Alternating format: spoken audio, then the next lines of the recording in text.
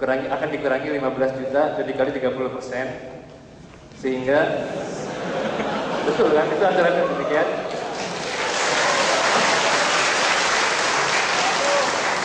Sehingga nanti sehingga belum lagi dikurangi pajak sini. Jadi sehingga kalau saya hitung-hitung dari kesimpulan adalah saya bekerja di sini setahun, saya akan membawa uang 52,5 juta, di mana itu adalah gaji saya kira-kira 3 bulan utuh. Jadi jadi saya kira itu peraturan yang harus ditinjau ulang oleh dari perpajakan, bahwa SPT itu harusnya dihitung berdasarkan pengeluaran minimum atau pengeluaran wajar atau pengeluaran standar yang ada di peraturan.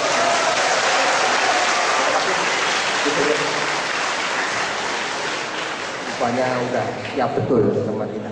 Mungkin satu lagi tadi, mari silakan Pak.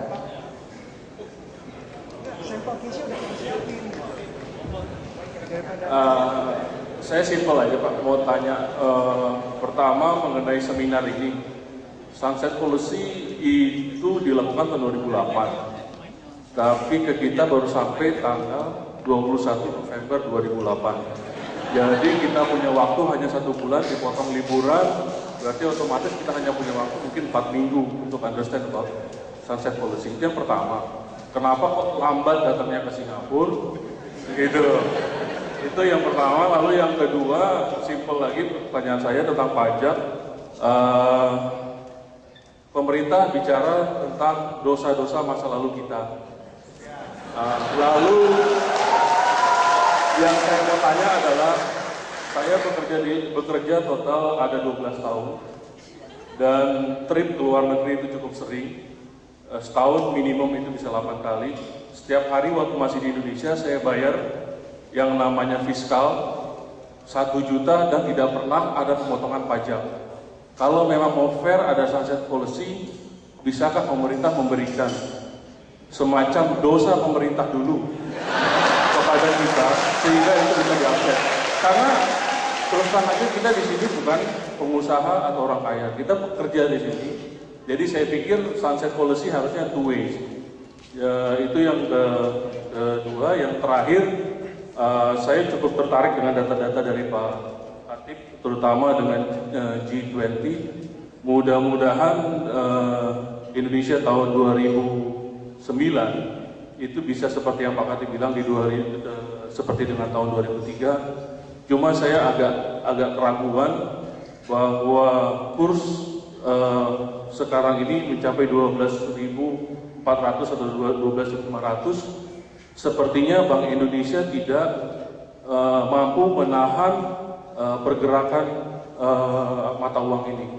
Nah, ini kira-kira apakah bisa target 4,5 sampai 5,5% growth dengan situasi yang Bank Indonesia terlihat seperti kewalahan saat ini? Kira-kira demikian pertanyaan dari saya. Terima kasih. Jadi ada 3 pertanyaan, biar dijawab dulu. 2,5 untuk pajak, setengah untuk ekonomi. Mungkin yang setengah dulu. Terima kasih. Terus terang mengenai kurs, jawabannya nggak ada yang tahu Pak. Saya kalau tahu mengenai kurs berapa saya udah kaya pasti. Kan jadi berapa. Tapi yang saya mau bilang begini, praktis ini saya share di sini. Praktis sejak 1 bulan lalu itu intervensi yang dilakukan Bank Indonesia sudah tidak terlalu banyak lagi di market Pak. Karena pertimbangannya adalah bahwa cadangan devisa kalau terus-menerus digunakan untuk mempertahankan nilai tukar rupiah, itu dia akan deplete-nya cukup cepat dan itu justru akan mengurangi confidence. Jadi sejak 1 bulan terakhir sebetulnya rate kita itu sudah mengikuti kira-kira keseimbangan pasarnya. Ya. Sekarang 12.400 ini seringkali overshoot. Jadi saya bicara mengenai rata-rata sebetulnya mungkin sekitar 12 ribuan. Skenario satu lagi yang saya nggak masukkan adalah kalau sampai rata-ratanya di sekitar 12,5, mungkin growth kita di sekitar 4%-an. Jadi dan itu akan efek inflasinya mungkin tambahannya sekitar 0,5%. Tetapi kita masih ada di dalam range sekitar 4%-an. Saya tidak melihat bahwa kita akan mengalami situasi seperti 98 negative growth atau tumbuh sekitar 2-3%. Di dalam range itu mungkin ya. exchange rate kita mungkin akan ada di kisaran sekitar 12 ribuan, karena kalau dilihat beberapa hari yang lalu itu apresiasinya bisa 1.000 rupiah dalam satu hari, Pak. 12 ribu kembali ke 1.000. Kenapa ini volatilitasnya masih besar? Karena ada satu kebijakan BI yang baru akan apply 1 Desember. With this, kalau Bapak melakukan penukaran rupiah terhadap rupiah terhadap US dollar jumlahnya 100 ribu, maka Bapak harus memberikan NPWP. Jadi kalau orang yang menukar uangnya 100 ribu US, itu artinya dia punya uang banyak, sehingga bisa di-trace pajaknya. Nah ini berlakunya 1 Desember, sehingga mungkin ada reaksi dari market sebelum itu diberlakukan. Mereka kemudian melakukan penukaran terlebih dahulu. Ini yang membuat market itu kemudian bergejolak di dalam beberapa waktu terakhir. Saya kira itu. Yang punya lebih dari 100 ribu US dollar itu buru-buru gitu. Terima kasih. Saya gembira sekali nih, ternyata teman-teman di sini sudah mendalami ya apa itu subjek pajak. Ya, memang tadi paparan saya sangat singkat ya. Jadi kalau mau diperdalam sedikit bisa. Jadi yang disebut subjek pajak dalam negeri memang betul. Jadi yang orang yang berada di Indonesia lebih dari 183 hari dalam 12 bulan atau punya niat untuk tinggal di Indonesia ya. Di sini yang kami ini kan tadi ini karena kita masih akan kembali ke Indonesia ya, kita bicara general tadi ya, rata-rata karena masih kangen sama orang tuanya ya, masih punya rumah di sana. Nah ini berarti punya keterkaitan dengan negara kita.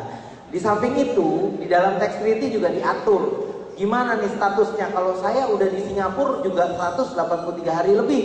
Ya, karena berdasarkan undang-undang pajak Singapura, dia kalau 183 hari lebih dalam 12 bulan, dia juga menjadi subjek pajak dalam negeri Singapura.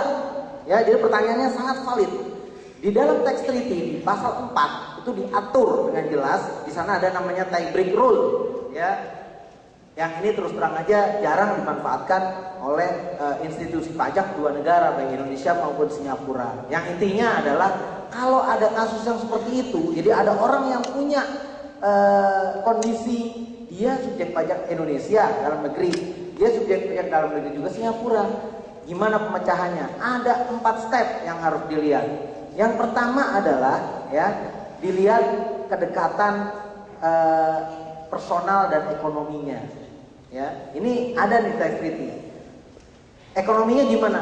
Penghasilannya banyakan mana Indonesia dengan Singapura? Kemudian hubungan personalnya gimana? Jadi misalnya seseorang ini dia anaknya di mana, istrinya di mana? Kalau anak istrinya di Indonesia, ya berarti dia personalnya lebih dekat ke Indonesia. 1 step selesai. Dia berarti subjek pajak Indonesia. Ya, tapi kalau istrinya 2, nah dulu Pak, ya kalau istrinya 2 ini jadi masalah lagi. Kalau istrinya 2 gimana? Ya, kalau yang tadi sudah dipenuhi, dilihat dia penghasilannya banyakan mana? Ya, yang personal dipenuhi penghasilannya banyakan mana? Ternyata banyakan di Indonesia. Ya, walaupun tadi mungkin seperti tadi jelaskan Pak Tunjung masih belum ngaku gitu ya. Tapi banyakan di Indonesia. Kalau begini, dia bisa dianggap sebagai subjek pajak Indonesia. Ya, kalau ini belum settle juga, ya, nah baru masuk ke yang namanya habitual abode. Ya, jadi di mana dia biasa tinggal? Caranya gimana? Dihitung harinya. Jadi bukan cuma Krisdayanti yang menghitung hari, orang pajak menghitung hari. Ya, pajak Indonesia dan pajak Singapura sama-sama ngitung. Ayo kita hitung. Dia lamaan di mana nih? Tapi yang step tadi harus dipenuhi dulu. Nah, kalau di sini juga sama. Ya, karena dia sayang sama yang di sini, sayang yang di sana, ya, penghasilannya sama di sini dan di sana. Nah, akhirnya dilihat baru dia nasional atau citizenship-nya bagaimana. Kalau ini ternyata juga bermasalah dalam arti paspornya 2.